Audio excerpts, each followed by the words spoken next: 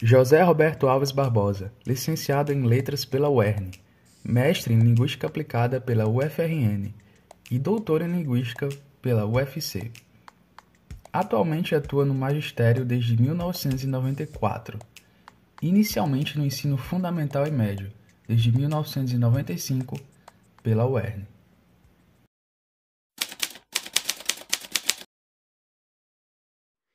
Bem, o que me motivou a ser professor, a experiência com bons professores. Eu tive bons professores no ensino médio que me inspiraram. Eu ainda ventilei a possibilidade de ir para uma outra área, mas observando os meus professores ministrarem aulas no ensino médio, sobretudo os professores de inglês e os professores de literatura, eu acabei sendo despertado para. Na minha época se fazia o exame de vestibular. Eu fiz o vestibular para a área de letras. Também minha mãe é uma inspiração.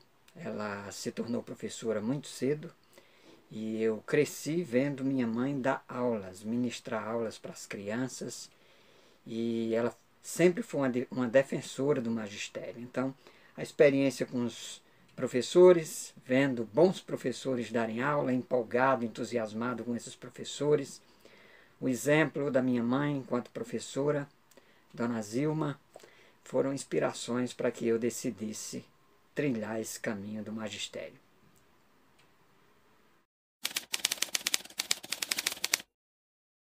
A educação no Brasil tem passado por muitas transformações nesses últimos tempos. Para vocês terem ideia, um ícone da educação brasileira, que é a figura do Paulo Freire, que eu descobri Paulo Freire lendo teóricos da área de leitura da Europa. Teóricos que falavam sobre a leitura da Inglaterra, do Reino Unido. E aí eu observei que o Paulo Freire era constantemente citado. E eu fiquei entusiasmado e comecei a refletir. Como pode uma figura tão conhecida no mundo inteiro, pouco falada no Brasil? E Paulo Freire é um símbolo do que tem acontecido com a educação brasileira nesses últimos anos. Alguém que foi extremamente respeitado, estudado, ainda é estudado na Europa. No Brasil acabou se tornando uma persona não grata.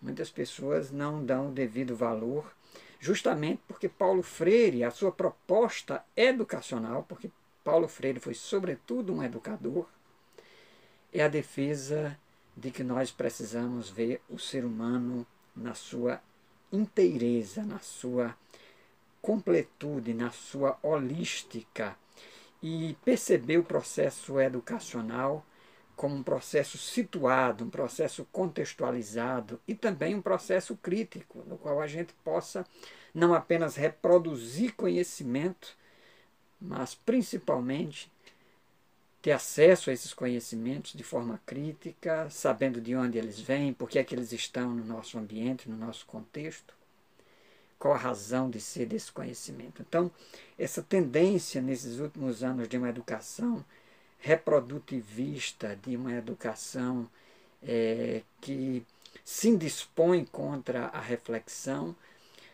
às vezes me assusta um pouco, porque me parece que nós estamos andando na contramão daquilo que alguns países da Europa, os grandes centros educacionais, estão fazendo. E nós que temos um Paulo Freire, que temos uma tradição educacional, precisamos resgatar essa forma de pensar e refletir e não perder as esperanças. A pedagogia do oprimido também nos aponta para uma pedagogia da esperança, na expectativa de que nós tenhamos sempre dias melhores.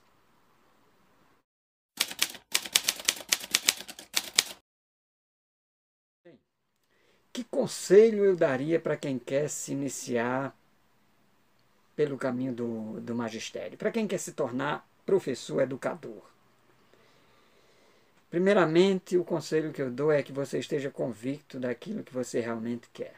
É preciso que você tenha decisão, saiba dos percalços, dos desafios com os quais você irá se deparar, Precisa gostar de estudar, precisa valorizar uma formação continuada, saber que precisará estudar sempre, estar sempre antenado, lendo os livros, as perspectivas educacionais, gostar dos alunos, gostar do ambiente da sala de aula, gostar de gente, de interagir, de ser contrariado às vezes, e de às vezes ter que lidar com situações adversas, de nem sempre ser compreendido, mas saber que você está fazendo parte de um processo de construção social.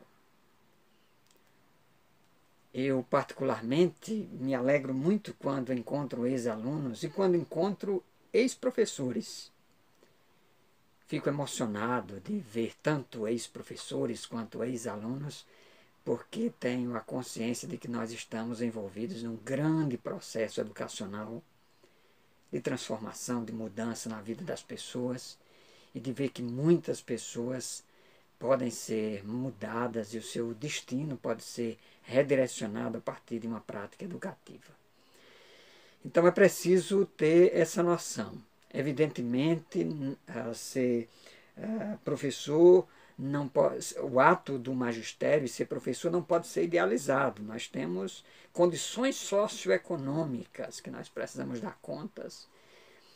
Não é fácil, os salários não são às vezes tão convidativos, as lutas são intensas, é preciso continuar lutando pelas conquistas, pelos direitos e saber que isso também faz parte desse processo educacional. Então, é preciso estar ciente de que é uma profissão desafiadora, uma profissão de luta, de conquistas, mas, sobretudo, é compensadora.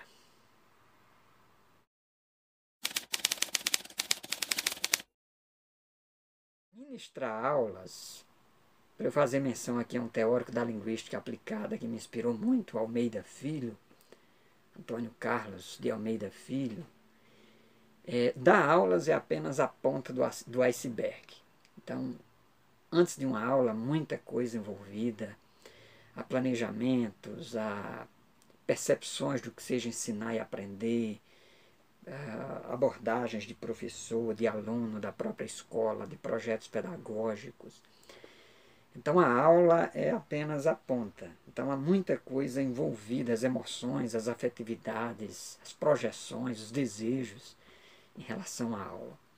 Então quando eu entro na sala de aula, eu tenho sempre a percepção de que eu estou carregando comigo uma história de vida. E minhas leituras, minhas compreensões, realizações, frustrações, percepções em relação ao outro. E do mesmo modo eu tenho as mesmas concepções em relação aos alunos. Então, ministrar aulas é sempre um ato de negociação, de interação, e nesse sentido a gente precisa fazer ajustes a todo tempo. Às vezes, dependendo da faixa etária, a gente tem que lidar com as questões dos comportamentos humanos, de como as pessoas se comportam, os níveis de interesse, de motivação. Então, ministrar aulas para mim é sempre desafiador, não importa quantas aulas eu já tenha ministrado. E o meu desafio é sempre motivar os meus alunos, trazer um conteúdo que seja passível de acesso, de conhecimento, de interação, e que possa, de algum modo, fazer parte do universo no qual os alunos estão envolvidos. E, principalmente, que eles se sintam motivados a aprender. Então, para mim, esse é o grande desafio da sala de aula. Esse é o grande desafio da sala de aula.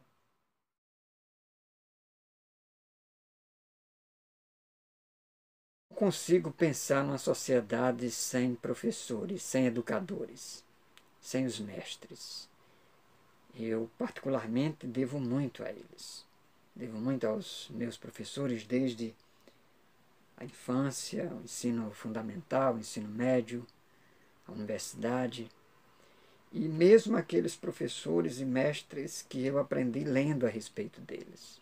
Os grandes filósofos, Platão, Aristóteles, Sócrates, Jesus, tantos outros rabinos, mestres, que deixaram o seu legado e que passaram por essas terras empoeiradas, deixando as suas marcas, os seus passos, para que nós fôssemos inspirados por eles.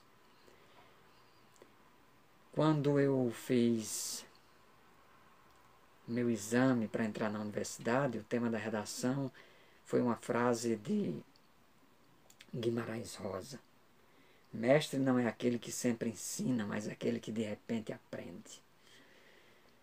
Nós precisamos aprender sempre. Então, nós precisamos ter um espírito aberto. Eu sou eternamente aluno. Enquanto professor, estou sempre aprendendo com outros professores. Existem muitos mestres que me inspiram. E, do mesmo modo, eu espero que por onde eu estiver passando enquanto professor, eu também esteja deixando esse legado, as marcas e a possibilidade de que as pessoas possam encontrar os seus caminhos. Porque professor também não é aquele que aponta uma direção só, ele aponta vários caminhos, várias direções, inspira, motiva. E a sociedade precisa cada vez mais de referenciais, de pessoas para motivar, para que as pessoas sigam, se inspirem, imitem. Então, a sociedade sem mestres, sem professores, sem pessoas para nos motivar, para nos inspirar, é uma sociedade muito triste, é uma sociedade deprimente. Então, a sociedade sem professor, sem mestres, sem ensinadores, é uma sociedade absolutamente sem expectativa e sem esperança. Vamos adiante. Forte abraço, professor José Roberto.